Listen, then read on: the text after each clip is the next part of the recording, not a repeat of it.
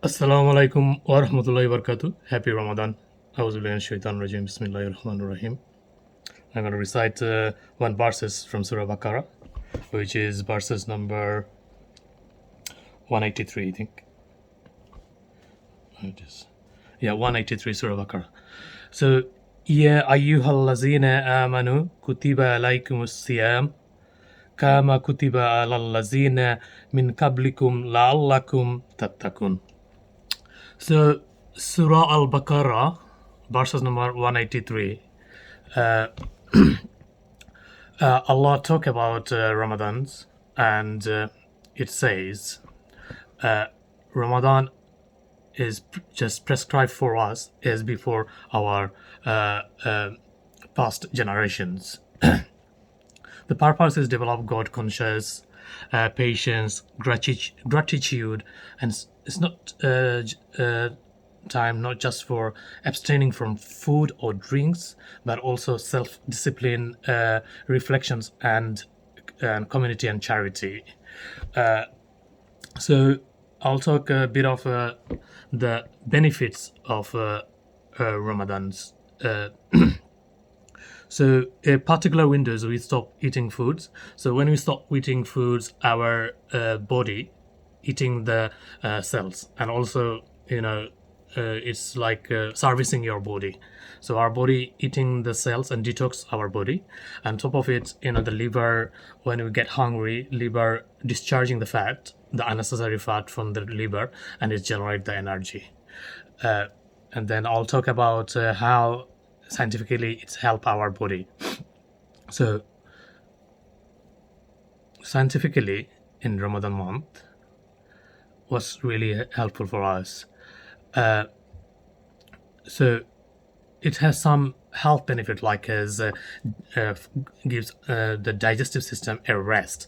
So small windows like from morning dawn to sunset we don't eat, so our digestive systems get a rest, so it can relax and refresh, and it gets rest. And it can help with the better blood sugar regulations, improve the cholesterol level, and even some weight management. Because if you overeat, it's a chance to cut your weight, like unnecessary body fat, and it's improve the cholesterol systems. And it's important to stay hydrate, obviously. So hydration, how you gonna get hydrate? So make sure you have a shower. So if you have a shower, then you can have extra water for your kidney.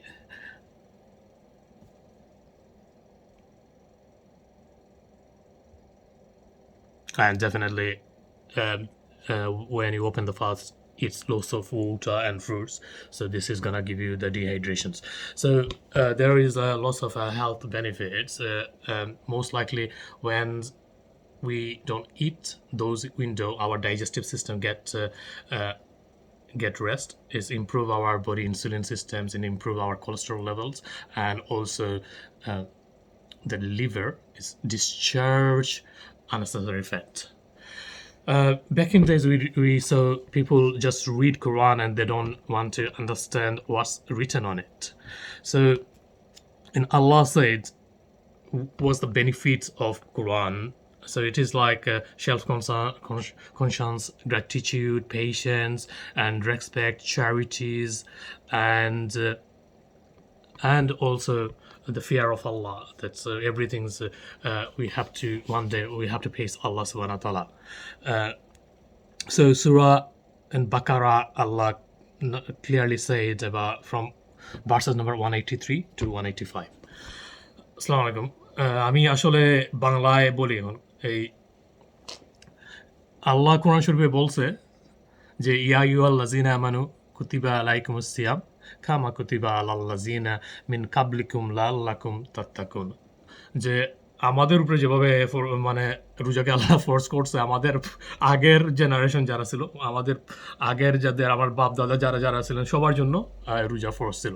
এবং এটা আমাদেরকে কি শিক্ষা দেয় যে আল্লাহর প্রতি কৃতজ্ঞতা, ধৈর্য ধারণ করা, মানে রেসপেক্ট দেওয়া মানুষকে, সংযম, তারপর আল্লাহর তাকওয়া অর্জন করা, যেটা মানে ফিয়ার অফ আল্লাহ বা আল্লাহ ভিত্তি অর্জন করা।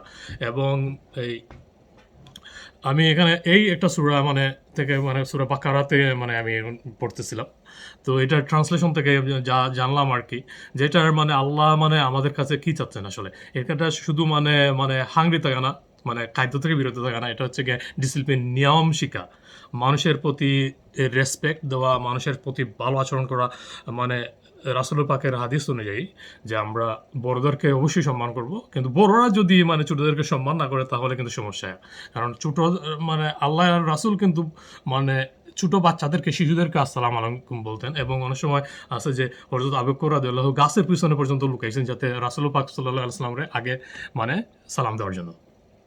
তো দেখা যেত যে শিশু এবং মানে কম বয়সী ইয়াং সাহাবা আজমাইন এদেরকে আল্লাহ রাসূল আগে সালাম দিয়ে দিতেন এবং ওনাদেরকে সাথে মানে আদবের সাথে সম্মানের সাথে কথা বলতেন, এবং শিশুদের সাথেও আল্লাহ রাসূল পাক সাল্লাল্লাহু আলাইহি ওয়াসাল্লাম সম্মানের সাথে কথা বলতেন। তো আমাদেরকে কোরআন শরীফ শুধু আরবিতে পড়লে হবে না।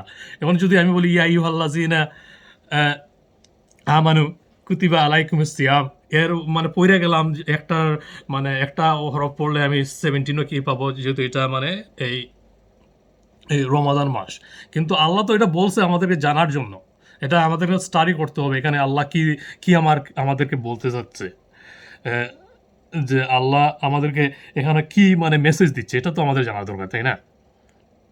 তো আহ, এখানে সংযমী হওয়ার জন্য বলতেছেন আল্লাহ, যেখানে আমাদেরকে সংযমী হতে হবে।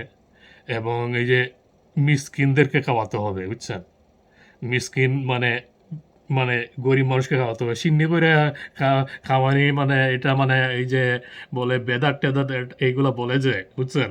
এখানে ওই সূরা সূরা বাকারার 184 নম্বর আয়াতে আল্লাহ বলছে এটা যে মানে এই মিসকিনদেরকে খাওয়ানোর জন্য আল্লাহ বলতেছে, বুঝছেন? তারপর সৎ কাজ করার জন্য বলতেছেন, এই যে মানে ভালো কাজ করার জন্য বলতেছেন। ভালো কাজ শুধু মানে এই মুখে আপনি সুইট কথা বলবেন, মুখে মানে মিষ্টি মধুর কথা বলবেন, কিন্তু আপনার অ্যাকশন, আপনার ব্রেনের মধ্যে থাকবে যে কুটিলতা, দুর্নীতি, ষড়যন্ত্র। তো আল্লাহ আরেকটা সূরাতে বলছে ওয়া মাকারাহু ওয়া মাকারাল্লাহু, না ওয়া মাকরু ওয়া মাকারাল্লাহু আল্লাহু খায়রুম মাকিরিন, যে তুমিও পরিকল্পনা করো, তুমিও ষড়যন্ত্র করো, তুমিও পরিকল্পনা করো, প্ল্যান করো, আমিও পরিকল্পনাকারী, তো আল্লাহ হচ্ছে সবচেয়ে বড় পরিকল্পনাকারী। এই জন্য এই ব্রেন থেকে মানে দুনিয়ার জীবন হচ্ছে শর্ট ট্রিপ। এটা ব্রেন থেকে দুর্নীতি, কুটিলতা, ষড়যন্ত্র, মানে মানে দুশ্চিন্তা, খারাপ চিন্তা, এগুলোকে বাদ দিতে হবে। এটা হচ্ছে রমাদানের শিক্ষা, বুঝছেন? তো শুধু কোরআন শরীফ পড়লে হবে না, কোরআন শরীফ অর্থ বুঝতে হবে, এটা মেসেজটা কি এটা জানতে হবে আমাদেরকে। আল্লাহ সবাইকে তৌফিক দান করুক। এবং রোজা রাখলে কী কী উপকার হয়, আপনার ইনসুলিন কন্ট্রোল থাকে, ব্লাড ইনসুলিন ইমপ্রুভ হয়, এটা ডেভেলপ হয়, সাথে সাথে কোলেস্টেরল কন্ট্রোল থাকে। এবং যে আমাদের যে ডাইজেস্টিভ যে সিস্টেম যেটা আছে, এই যে আমাদের খাদ্য থেকে যে আমরা একটা সময় বিরতি নিলাম, তো আমাদের বডির ইঞ্জিনগুলা একটা রেস্ট পায়, এটা একটা সার্ভিসিং হয়।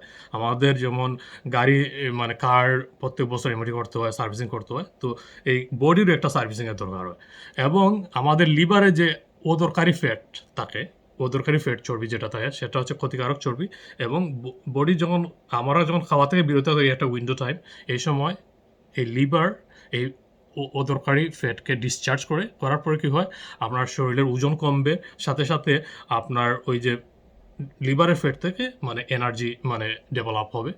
এবং এই সরকারের মানে অনেক ক্ষেত্রে দেখা যাচ্ছে যে অদরকারি টিস্যু, অদরকারি কোষগুলা, জিনগুলো যেগুলো আছে, এবং ক্যান্সার সেলগুলা রোজার কারণে মানে শরীর খেয়ে ফেলতেছে। যখন শরীর হাঙ্গরি থাকে, শরীরে কিন্তু নিজস্ব কোষগুলো অদরকারি কোষগুলো খায়, এই জন্য আমরা কিন্তু সার্ভাইভ করতে পারি। যেমন ধরেন এই 2012 থেকে 2017-18 পর্যন্ত রমাদান মাস ছিল সামারে, তখন আমাদের মানে রমাদান এই দেশে 18-19 ঘন্টা ছিল। মানে 3টা থেকে একবার রাত 9টা 45 পর্যন্ত মানে এই তখন আমাদেরকে রোজা রাখতে হয়েছে। তো এই দীর্ঘ সময় কী হয়েছে, আমাদের লিভার মানে যে অদরকারি চর্বি ছিল এটা মানে খেয়ে ফেলছে বা এটা মানে ডিসচার্জ করে এটা থেকে পাওয়ার মানে এনার্জি জেনারেট করছে, তৈরি করছে।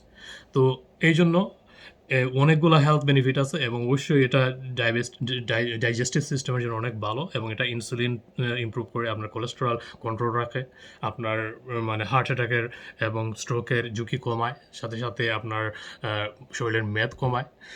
তো অনেকগুলো স্বাস্থ্য বেনিফিট আল্লাহ তালা রোজার মধ্যে রাখছে। আল্লাহ সবাইকে রোজা রাখার তৌফিক দান করুক, আমাদের জন্য দোয়া করবেন ইনশাল্লাহ। আসসালামু আলাইকুম রহমতুল্লাহ। এবং অবশ্যই পজিটিভ ফিডব্যাক অলওয়েজ ওয়েলকাম। মানে মানে আমরা ভুল থেকে শিক্ষা নেই, we rectify our self from our mistakes. So ভুল ত্রুটি হলে ক্ষমা দৃষ্টিতে দেখবেন এবং ফিডব্যাক জানাবেন। থ্যাংক ইউ সবাই। আসসালামু আলাইকুম।